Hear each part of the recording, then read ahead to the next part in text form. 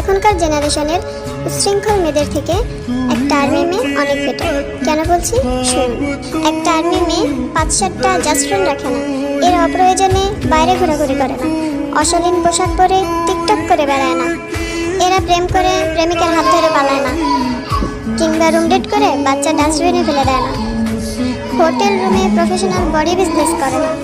এদের এত সময় নেই, এদের লাইফ জুড়ে বিটিএস। এরা ফ্রি সময়টুকু বিটিএস নিয়ে কাটায়। এরা অযথা স্টাইল করে বাইরে ঘোরাঘুরি করে ছেলেদের অ্যাটেনশন স্বীকার করে না।